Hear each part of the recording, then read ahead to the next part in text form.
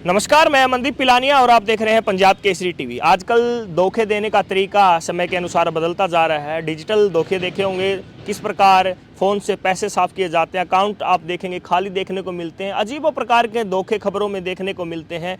कोतकला गांव के मंगत राम हमारे साथ मौजूद हैं। इनके साथ भी एक ऐसा ही धोखा देखने को मिला है।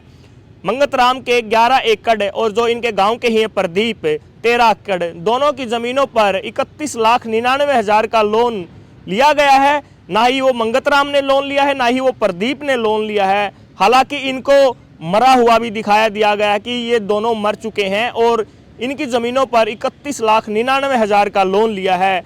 मंगत राम हमारे साथ मौजूद हैं। किस प्रकार वो लोन लिया गया है, इनको मरा हुआ दिखाया गया है। मंगत राम जी, किस प्रकार ये घटना घटी है? मैं 24/6/24 को मरा हुआ दिखा दिया और मेरी पत्नी उससे पहले मरी हुई दिखाई गई और मेरे 3 पुत्र हैं, जबकि उनको भी मतलब मेरे पुत्र नहीं दिखाया गया। तो इस आधार पर ओम दत्त गांव का ही रहने वाला है, वो मेरा एक गोद लिया हुआ पुत्र बन जाता है। गोद लिया हुआ पुत्र वो ज़मीन अपने नाम कर लेता है। उसके बाद वो ज़मीन उसके पुत्र निरंजन के पास चली जाती है और ओम दत्त को भी मरा हुआ दिखाया गया है, जबकि वो भी जिंदा है। तो इस प्रकार से आपकी पत्नी जी रही है? मेरी पत्नी भी जिंदा है। तो इस प्रकार से ये कौन सा बैंक है यहाँ अपना, एक्सिस बैंक रानी तालाब जींद से 31,99,000 का लोन पास करवाएगा। जो लोन पास होगा और निकालने के लिए वो तैयार थे, पैसे हाथ में आने बाकी थे, उस टाइम वो भांडा फोड़ होने के कारण वो पैसे बच गए और इस तो पैसे नहीं निकाल पाए अभी तक? निकाल नहीं पाए। वो लोन पास होगा लेकिन पैसे लेने के लिए गए थे, उसके दौरान वो भांडा फोड़ हो गया। वो गांव के किसी आदमी से पूछा गया कि भाई इसका निरंजन का कैसा काम है, तो उन्हें बताया भाई ना तो हमारे 13 किले उसके ना 11 किले। तो इस प्रकार से इस बात का पता लगने से ही बात लोन मिलने से बच गई। तो प्रदीप है जिसकी 13 एकड़ ज़मीन है, उन्होंने भी शिकायत की है?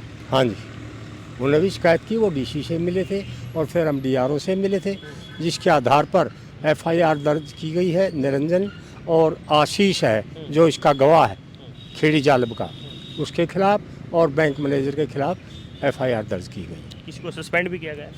बस उनके जो जालब खेड़ी के तहसील के जो 2 कर्मचारी हैं, एक रजिस्ट्री क्लर्क और एक और मेरा ख्याल कंप्यूटर ऑपरेटर है, उन 2 को सस्पेंड किया गया है।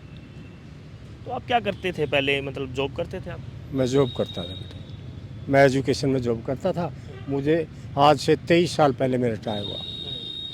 आपके कितने बेटे हैं और वो क्या करते हैं? मेरे 3 बेटे हैं, एक IIT दिल्ली में है, एक कंपनी में अकाउंट ऑफिसर है, एक वेटरनरी में है। तो आप देख सकते हैं एजुकेटेड फैमिली है और पढ़े लिखे लोगों के साथ भी इस प्रकार के धोखे हो रहे हैं। एक कह सकते हैं कि एजुकेशन की कमी होती है तब धोखाधड़ी होती है, लेकिन एक पढ़े लिखे परिवार के साथ भी ये धोखाधड़ी होती है। तो आपको कब पता चला कि आपके साथ ऐसी ऐसी घटना घटी है? 10/2/25 को लोन पास हुआ है। 13/2 को रिलीज होना था। 13/2 को जब उस भाई प्रदीप को पता लगा तो उसने फ़ोन, मेरे ज़मीन का भी पता लगा तो उसने मेरे पास इन्फॉर्मेशन दी और इस प्रकार से हम इस 32 लाख जो बढ़ने थे हमने, उसको बढ़ने से बच गए। बात ये। तो अब मौके पर कितने अधिकारी सस्पेंड हुए? मौके पर तो 2 ये बता रहे हैं, आरसी है और एक ऑपरेटर, कंप्यूटर ऑपरेटर, ये 2 सस्पेंड हो चुके हैं। तो देख सकते हैं किस प्रकार के धोखे आजकल हो रहे हैं। ज़मीन किसी की और लोन कोई ले रहा है, इसमें काफ़ी अधिकारी भी हो सकते हैं शामिल, कर्मचारी भी हो सकते हैं काफ़ी, लेकिन 2 लोगों को सस्पेंड किया गया है, रजिस्ट्री क्लर्क को और एक व्यक्ति को और सस्पेंड किया गया है। आप देख सकते हैं आज के समय जो धोखे देने के तरीके हैं काफ़ी बदल चुके हैं। हालांकि कह सकते हैं मंगत राम जी, जैसे कि ये धोखे दिए जा रहे हैं, कहीं ना कहीं इनमें अधिकारियों का भी मिला जुला हो सकता है। सारा सिस्टम खेड़ी जालब के तहसील ऑफिस के अंदर हमारा सारा सिस्टम एंटर है। हमारी जो फ़र्द है उसके अंदर एंट्री है, हमारा इंतकाल है और हमें जो मरे हुए दिखाया गया है उसका रिकॉर्ड भी था, लेकिन वो निकाल लिया जिस दिन हमने लिया। इस तरह से सारी एंट्री है उसमें। जिस टाइम उन्होंने लोन के लिए कागज़, अब पूरे कागज़ उनको दिए हैं, वो उनकी एंट्री 307 में जो उनका रजिस्टर होता है नहीं, उसमें 307 में एंट्री की गई है और उसके आधार पर ये सारा लोन हुआ है और एक पूरी तरह से उसका इंतकार भी दर्ज किया गया है, जो पता लगने के बाद वहाँ उसके अंदर फर्जी लिखा गया है। उससे पहले हमने जो बैंक से कॉपी ली उसके ऊपर फर्जी नहीं लिखा गया है। तो आप भी मतलब एजुकेशन से जुड़े हुए हैं, हेडमास्टर रह चुके हैं, तो कहाँ कमी मानते हैं, प्रशासन का कितना लूपहोल मानते हैं? कोई भी काम जो होता है वो शुरुआत में तो ऑफिस से ही चलता है। ऑफिस के अंदर सारी बातें इसमें मिली जुली हुई हैं और बैंक के अधिकारियों का भी इसके अंदर रोल है। हम अपना काम अगर किसी भी तहसील में करवाना चाहें तो उसमें कई साल लग जाते हैं और ये सारा फ्रॉड। जब आम आदमी लोन लेता है उसमें भी बहुत लंबा प्रोसीजर होता है, 2-2 साल लग जाते हैं खुद लेना चाहे तो। हाँ। और ये तो 6 महीने के अंदर 4-5 आदमी मार भी दिए और लोन भी पास हो गया और लोन ले भी लिया और सारा मतलब इसका इतना जल्दी भांडा फोड़ भी हो गया इसका। आपको नहीं लगता कोई गिरोह हो सकता है इसमें शामिल? गिरोह इसके पीछे जरूर पाएगा। जो निरंजन में है वो उसको बताते हैं कि वो अनपढ़ है, वो ज़्यादा पढ़ा लिखा नहीं है, इसलिए इसके पीछे और लोग बहुत पाएंगे। हो सकता है निरंजन का इस्तेमाल किया गया, उसको कुछ पैसे दे दिए गए। हाँ, और लेने वाले हूँ।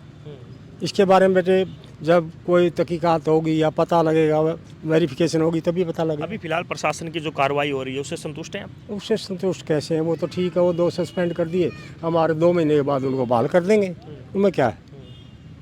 अब तो हिसार डीसी से मिले या जिन डीसी से? हम डीसी से मिले थे और कहाँ मिले, हिसार या जिन? हिसार और डीआरओ से मिले थे। हिसार डीआरओ? हाँ, डीआरओ साहब ने कहा था भाई इसमें तो कोई खास बात नहीं, आपकी ज़मीन आपके नाम है, प्रदीप की ज़मीन भी उनके नाम है, लेकिन हमने कहा हमारे। आपने उनसे पूछा नहीं खास बात? आप कह रहे कि ज़मीन नाम, मतलब लोन लिया गया है, लोन प्रोसेस हुआ है, तो मतलब कमी नहीं बेटे। वो कहने लगे भाई मैंने कहा आप माँ शुक्रवार को तो ये कह रहे थे कि भाई हम इनके खिलाफ कार्रवाई करेंगे, रिपोर्ट दर्ज करवाएंगे, सब कुछ करवाएंगे, लेकिन आज सोमवार को आप इतने बदले हुए कह रहे हैं कि इसमें हमारा क्या फॉल्ट है, आपकी ज़मीन है, आपके नाम खड़ी है और हम क्यों इनका रिपोर्ट दर्ज करवाएं? आप करवाओ।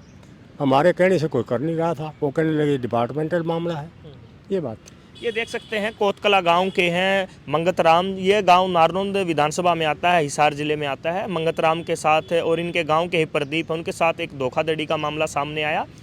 इनकी बात करें तो इनके जो पुत्र हैं वो भी काफ़ी एजुकेटेड हैं, दिल्ली IIT में जॉब करते हैं। मतलब 3 लड़के हैं, तीनों एजुकेटेड हैं, ये खुद भी एजुकेटेड हैं। मास्टर डिग्री है तीनों के पास। 3 बच्चों के पास तो तीनों में से 2 पर PhD है, IIT से PhD है, 2 IIT से PhD कर रखी है।